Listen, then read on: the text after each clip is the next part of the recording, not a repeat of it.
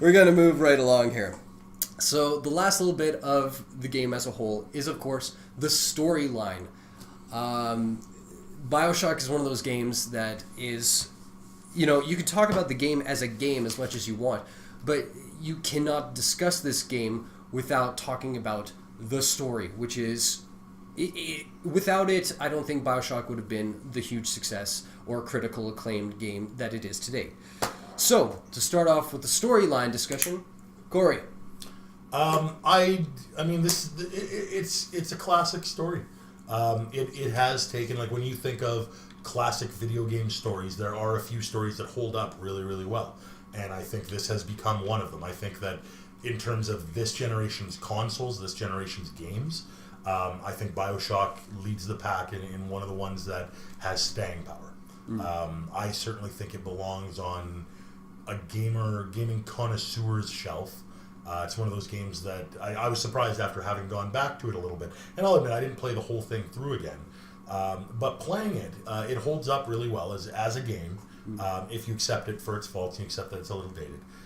The story itself, you know, for me, the earmark of a good story from a gaming perspective is, do I as the player care about what's going on? Do I as a player feel invested in the characters?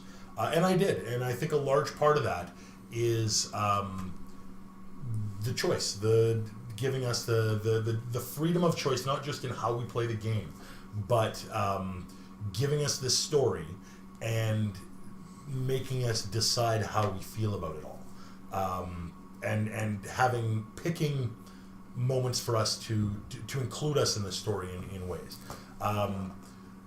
It's a tricky thing because those audio logs, they do make you feel like you're part of the story. They make you feel like you're there and what you're doing matters. And really, you're just being told a story. Yeah. You're playing your way through challenges so you can be rewarded with story. What can I say? I love the villain. Andrew Ryan is one of my all-time favorite gaming villains because, like, I call it the Magneto syndrome. The guy doesn't think he's a bad guy. Yeah. It's bad writing when in comic books, for instance, when the bad guy decides to call himself Dr. Evil or start a team called the Brotherhood of Evil Mutants. Yeah. Because nobody considers themselves evil in real life. Nobody ever wakes up and goes, okay, time to do something dastardly today. What about Dr. Doom? He's not evil. No. He thinks he's a genius that's going to lead the way. The world has not given Dr. Doom his due, and that's why he will take what he is due. Yeah. But he takes that name on. That's his name. That's straight up his Victor name. Von Doom. Oh, yeah, that's right.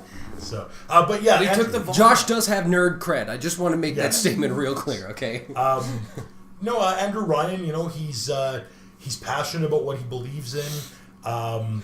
He's not afraid to make other people suffer for his beliefs. Mm-hmm. You know, he's ruthless, and he's somebody that you understand needs to be stopped by the end of the game. And then the end of the game comes and you find out what a true prick he really is. What can I say? I love a good mystery, and this game kept me riveted right to the end. Yeah. I was invested, and I wanted, me personally, I really, really wanted to do right by those little sisters. Mm-hmm. Which is surprising coming from the guy who keeps children locked in his basement in The Sims. Well, you know, I didn't Wait, didn't you just say that is like, if I'm going to get extra credits from... These ones look me in the eyes, though, and beg me not to kill them. Yeah. Oh, okay. Yeah, and they're like crawling up. That's all it is. Yeah. So I'm sure the girl in the basement was like, I could use the new newspaper. You're like,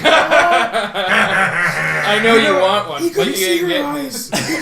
Couldn't see your eyes. No. Look down, little girl, look down. You know, I swear to God, if an episode of this series goes without us mentioning Cory's kitty torture, I'll be surprised. Yeah. Make no mistake, internet, I am one sick motherfucker. And then just to cap it off, the ending of the game is my favorite kind of ending, and it is because it wraps everything up in a satisfying way and is based directly off of my impact on the game. Fair enough. Joshua. I will have to be short. Hurry! Yeah. I should Hurry. mention that we're going to finish off the storyline section, and Josh will have to leave because, as some of you may know, he is getting married soon, and you know if you've ever had a wedding before or planning a wedding, it takes a lot of stuff to do, and Josh is kindly giving us as much time as he can to kind of help us out with this and partake.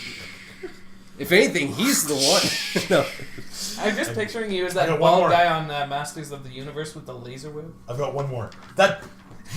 Dude straight up just referenced the movie, not the cartoon. Nerd. Straight up referenced the movie. Courtney Cox style, man. Yeah, man. Good job, good job. Good. Yeah. I'm So yes, we're gonna cut after the storyline section, and Did Josh you know will have to that vacate. movie was all about a musical instrument? It was a Yeah.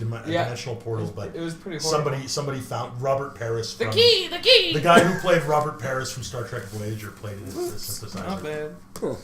Alright. And Man at Arms likes fried chicken. I could go for some fried chicken right about now.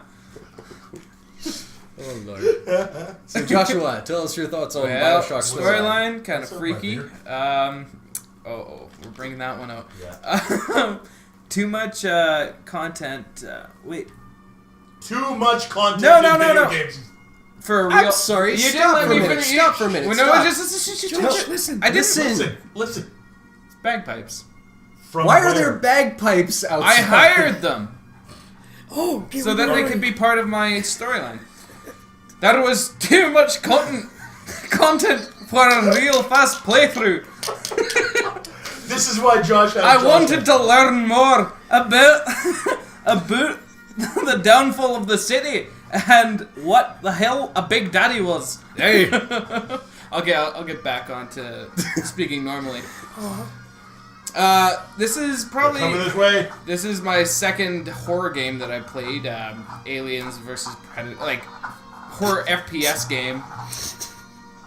I can't believe there's fucking bagpipes outside. I'm on the 5th floor. Anyway, go ahead. Well, this is Canada. This is what happens, dude. This is what happens in Winnipeg. The Scots invade us like Yes. every Tuesday.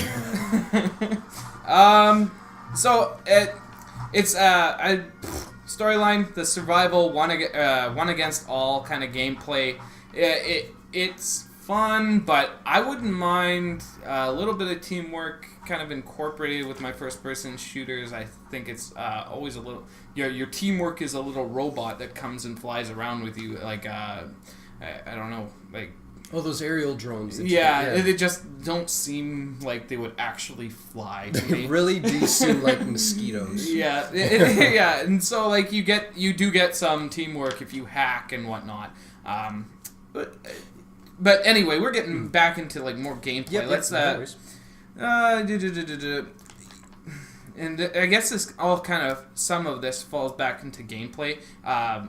With the storyline, it was good. It was well written, but one caution I do have is when you're playing this game, make sure that you set it to a decent difficulty setting, because I set it to too easy, and I'm kind of it really You just flow by. You flow by. Did anyone else feel like the game just kind of was going along at a breakneck pace and then it just ended? Because that was my experience with the first Bioshock. Is I felt like I was like having a lot of fun charging forward, and then all of a sudden, before I knew it, I was at the end. Yes and no. Time I flies mean, when you're having fun. on my other playthroughs, yeah, I could see that. The first time through, I just wanted to, like every Bioshock game that I played, I wanted to look at every wall, look at every nook and cranny, so I took my time with it, so it's a very long game that way. If you play it that way, where you want to learn everything, then it does have its length. But once you've gone through it and you just want to play it through knowing the ending, going through it again, yeah, it's like, done. Oh, okay. Yeah. No, overall the storyline was good. It's pretty freaky with all those audio logs that you can kind of pick up along the way. It really makes it rich. One might say makes that it there are thicker. overtones of George Orwell. Yes. We're gonna get to that. You just want me to say my quote. Oh, bitch! If George Orwell could play this game, he'd shit his pants and then write a book about it. Brilliant. Yeah. Brilliant. Anyway, if you don't know who George Orwell 1984. kids, grab a book. Animal book, Farm. not a year. Yeah. Animal Farm too, right? Yeah. Yeah. Cool. Communism in all of its glories. Damn right. And if you dig that, Atlas Shrugged by Ayn Rand. Very, very good stuff. But we'll talk about that later too. We're gonna hit. Do you have time to stick for Dean's? And then. Anybody got time for 4 minutes. Sorry. Go, Dean. that? Make it snappy, Grenier. Storyline. The story is the whole point of the game. I think that I'm probably making assumptions here, but to me, the shock part of the name in the game Bioshock is the end of every game. Yeah, sure, man. Yeah, fucking A. Like, that's at least what it feels like to me. The story Irrational is, Games is the M. Night Shyamalan Ding Dong of the video game world, I think. They do such a good job of drawing the story out, of making us care about the characters and giving them, like Cory says, personalities and backstories, and we practically know their middle names and stuff. Like, we care about the few other people that are in the story with the main character. And then the ending, when you find out the whole... The shock. The shock is just... Yeah. And then you have to play the game again. Yeah. Then you have to play the game again. So, Which is brilliant, because how many games can we say that once you finish it, you actually want to start it up again? The finest games, I've always maintained the finest games are the ones that when you finish them, they reward you with more gameplay. Yeah. And that can take a lot of different forms, including making you want to go back and experience the game again to gain more understanding of the story. For sure. And that's all I have to say about that. Well said, sir. Well, I'll give you my thoughts, but first we're going to have to say farewell to Josh. He's going to take off on us now. Thank you very much for giving us your time. I ordered a Scottish band to play you off. All right, so we are back. Thanks again to Josh for being here. I know he's a busy guy, so we appreciate every chance we get to hang out with him. We were talking about storyline in Bioshock. I don't know how much I have to add to the whole thing that hasn't been stated already. The twist in the whole game is something so unique that I think it was something that spawned off other games trying to do the same thing. Yeah, for sure. Singularity comes to mind. There you go. I mean, I think it was around that... No, excuse me. I was going to say it was around the time of Sixth Sense and all that, but that was like way before. But no, video games have always been trying to catch up to the film industry in the way they tell their stories and the way they present the visuals and everything like that. And I think, arguably, it was being written probably around the same time that Sixth Sense came out. No, Sixth Sense was around 99. Oh, really? That? I know, right? We are all old men. So, but think about it. It took all that time up to Bioshock for somebody to actually latch onto that whole mind fuck kind of idea in a video game, you know? I mean, there are probably some that have come before. I mean, there was... It takes time for these sort of things to happen. Like, none of us had ever really experienced, for instance, being really truly scared by a video game until Resident Evil. True. And then even further, Silent Hill took that a step further and said, okay, well, Resident Horror, you're scared of things popping out from shadows. We're going to give you a cerebral survival horror experience that you're going to be terrified by what you're experiencing, not the creepy monsters that are jumping out at you. Yeah. So like I was saying, I mean, there's not much more I can add to this storyline without getting into plot details and everything. But for me, it is one of those video games that stands out as a testament to how video game narrative can do things that other mediums cannot. And I think if it wasn't for this particular game, we wouldn't have had the last few years of this generation alone. We wouldn't have had the amount of amazing stories that we have had the privilege to play. So, that's it. I can honestly say that Bioshock was one of those games in my life where it brought me to the next level of game appreciation. Like, I was playing it and I finished it and I really had one of those moments like, wow, I really like games more than I did before playing this game. And it's the story is a good example, like the ending especially. It's a good example of a type of story that couldn't be done in any other media. Exactly. Couldn't have been done. Yep. But Cory mentioned something. He was talking about a couple of survival horror games, which is going to lead us into the general topics of the game itself. First up, this game is categorized as a survival horror genre. Okay, so how does this game stand up to the others in the horror genre? If we're talking about it strictly as a survival horror game, I don't think that's an accurate description. Mainly because I get hung up on the survival part. When my favorite, a good survival horror game makes you not want to die. It makes you, scratch out an existence against all odds. This game, what's a good example of that? A good example would be, Silent Hill, let's say. Trying to think of some of my favorite survival horror games. Basically, the odds are stacked against you, and you've got to survive against insurmountable odds, with your own anxieties, your own fears being part of the problem. Resident Evil 4, if you've ever played that. Yeah, that's a very good example of a good survival horror game. It's frantic enough that I agree with that. It took me forever just to get out of that village in the first. Yeah. There's a shotgun where? Absolutely. Well, exactly. And it's like when you find yourself in all these horrible, like, backed into a corner kind of situations in that game, right? There's a similar sort of, like, the odds are against you with Bioshock, but survival's not a big part of it because you are a disposable character. Yeah. You can die as many times as you want, and in some cases, the first time I was playing through the game, because I disagree with Josh. I like to play my games on at least normal difficulty, if not harder. Especially with this kind of game, so you can experience the story primarily. Exactly. Yeah. But especially with my first playthrough, fighting big daddies, I actually found a very useful tactic was to throw myself against the big daddy, run up against him, unload everything I could, die, respawn, run right back for the big daddy, and he'd only be a few feet away from where I left him. Do the same thing as many times as I had to until one of us was... Because there were no consequences. There's no consequences, and that's the thing.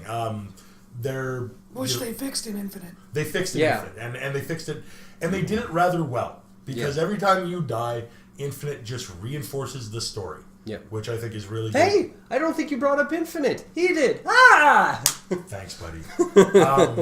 So, no, I mean, the atmosphere, I think if a person is going to make the choice to say, I'm going to play this like a survival horror game, I could see it being an effective way to play the game.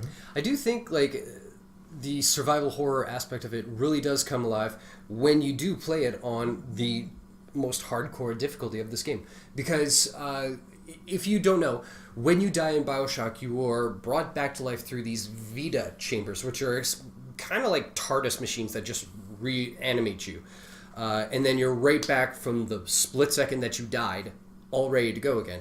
So the method Cory's talking about would work very well on any normal difficulty, but in the higher difficulties, you don't have that option of Vita chambers. So you die, it's permadeath. Oh, see, I would be much more interested in playing this game on the hard difficulty. Yeah. Or, excuse me, maybe that's a trophy. No, I'm pretty sure you can turn the Vita chambers off, so it's... I would enjoy the challenge of this game better if dying had consequences. Yeah. That's me as a gamer. You'd be way more strategic with it. That's just it. I need to know that God mode is off in order for me to actually take a game seriously. You guys have played games with me before. If I can live through a scenario, I will, and I'll stand up and take as many hits as I have to just to to clear the room. And then once the room's clear, I'll heal or whatever. But Payday comes to mind, but sure. Hey guys, what's going on? So yeah, that's my one beef with calling it a survival horror. Yeah. Dino?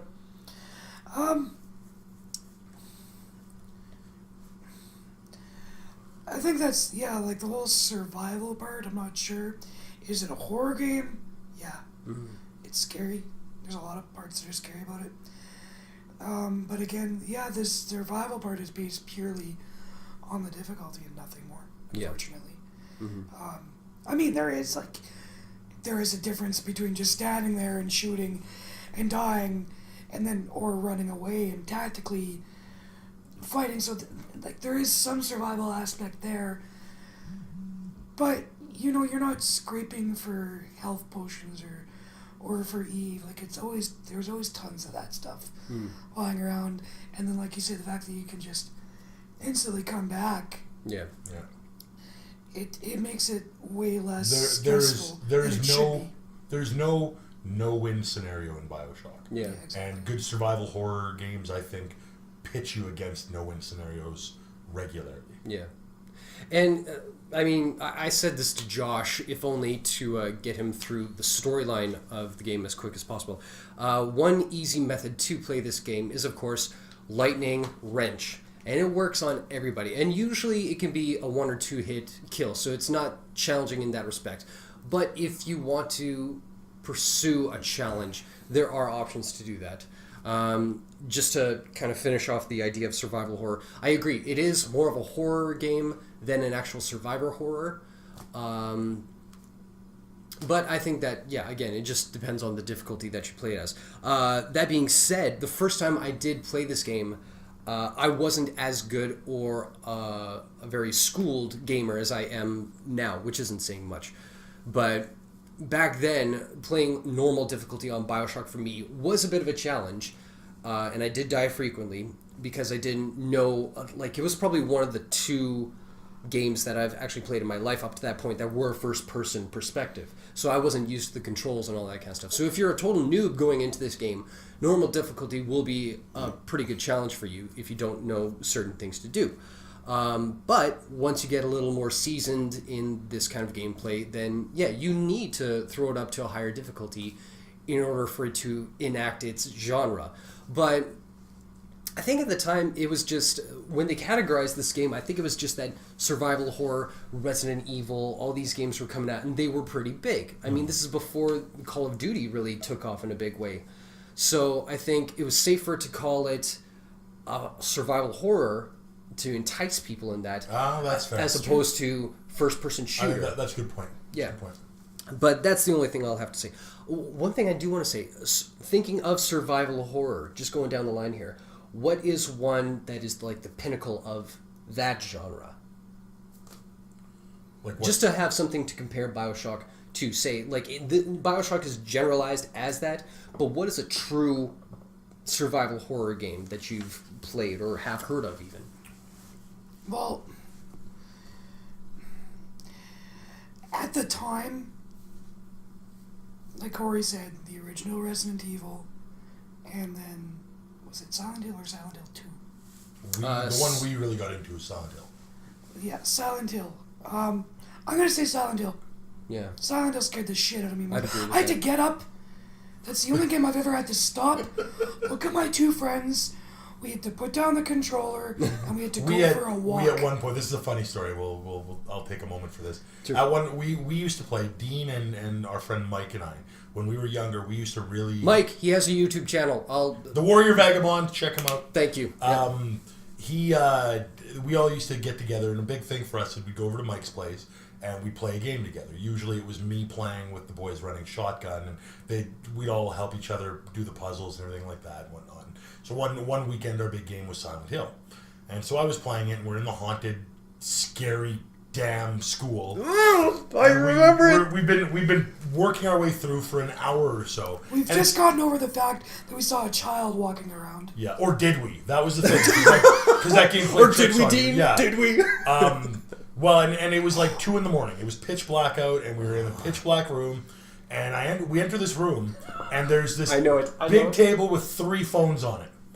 And we're like, oh my god. And we even took a little mini break there because we'd just gone through something scary. And Cory said... I said, guys, wouldn't it be freaky if those phones started ringing? And we're all, yeah, that's funny. We actually had a great laugh because that would have been... Because we're like, as if the game would be that perverse and mean to us. Walk a little close to the table, phone starts ringing. Oh my god! Controller goes down and we go outside for a break. So that I agree, that's good. It's funny because as soon as people talk about Silent Hill or even mention it, that's the scene that always comes back and haunts me. It's just that scene where you're like, the phones don't work. Guess I'll move on. And then as you turn your back to it, it starts ringing. You pick it up. You don't even say anything because your game character is just as shit scared as you are. You pick it up and it's like, Daddy, where are you? Yeah. Just Yeah. I think more a more modern survival horror would be Amnesia, The Dark Descent. That's Fear is another one. Fear 3 is a pretty good survival horror. I haven't played that one. It's good. It gets a little further away from, I think, my definition of survival horror. For me, like I said, survival horror for me involves pitting the character against the environment, or like your standard, one of three conflicts: man versus himself, man versus nature, man versus other man, right? Man versus man. It can be one of those things. It's more about the presentation and about playing on our innate fears. Yeah.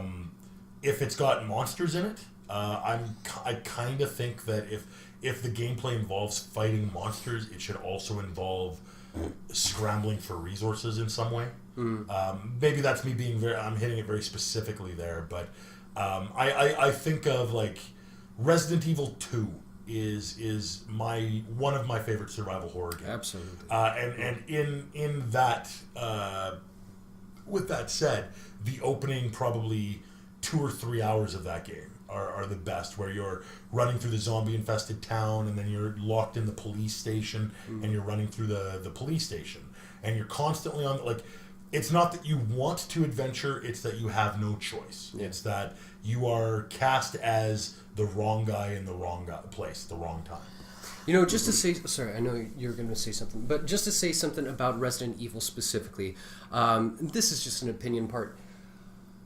I think they really lost focus with their direction, so to speak. I mean, not knocking Resident Evil 4, brilliant game, absolutely brilliant. Can we knock Resident Evil 5? Oh yeah, off its pedestal, and 6, and everything that came after 4. Yeah. But for me, one of the things that made it so freaking scary, going back to Resident Evil 1, is the camera angle. Mm-hmm. They had that locked position where it'd be like security camera angle. Welcome to a haunted house. Hope you're not claustrophobic. Exactly, and you would be walking around someplace and camera position doesn't move, not like we're used to now where it's third person and you can look everywhere. Mm-hmm. No, it was locked. You only had this to see, and once you got out of that frame, switch to a different angle, and maybe there's a zombie right there that you didn't know about. And when you run away, you don't know where it is until it's like right in front of your face, and trying to aim your gun is completely like. That was frustrating. I think where the Resident Evil for me as a series has lost its way is it's a lot scarier. Like the first games where they were zombies, it's a lot more primal. It speaks to me in a primal like. Holy shit, zombies! I better, I have to take care of them, or they're gonna eat me, kind of way. Yeah. And that's where 4 succeeds. Is not to sound racist, but oh my god, crazy foreign people. Yeah, like, I don't know Kazakhstan kind of. Yeah, like oh my god, I don't understand this culture I'm a part of, but everybody seems to be insane and wants to kill me, and they really want to kill you. I find that infinitely more terrifying than. Oh my god, some sort of crazy, giant, genetically modified tentacle monster just burst out of this guy's face. That's Dead Space. Yeah, it's... Another good game. Another good game, absolutely. Yeah. That's my game then. Yeah. There you go. So, anyways, yeah, that's... Sorry, yeah, Dean. I find that a key component for me, anyways, in an actual survival horror game is the sound aspect. Like... A lot of games like Resident Evil 5 are talking about how they're survival horror, but the sound is more like an FPS sounding game. Whereas you go back and play, say, the original Resident Evil, the soundtrack for that game consisted of your footsteps. Yeah. The doors creaking open. Oh, those door creaks. Zombies shuffling along the floor, dogs barking somewhere. Like, that... to me, is really what sets apart a good horror game. Flapping wings as a bird sets to flight kind of thing. Yeah, like that's the difference between it's a good horror game and not a good horror game is what do they do with the sound, and does the game make me hold my breath? Do I ever go? Which is him holding his breath, by the way, in case you don't pick up on that. Yeah, I'm holding my breath. So do I ever stop and just, before I'm about to click the mouse, like, take a second before I'm going to do it? That tells me that I'm in the right frame of mind. So can we all agree then, like, to simplify it, can we say that a definition for us of survival horror is literally that it's a scary ass game where you have to struggle to survive? Well, in layman's terms, yeah. In layman's, but it has to be, exactly. Yeah. It has to be the boundaries have to be pushed, though, for that to be effective. It can't just be, it's kind of scary. The reason why I like survival.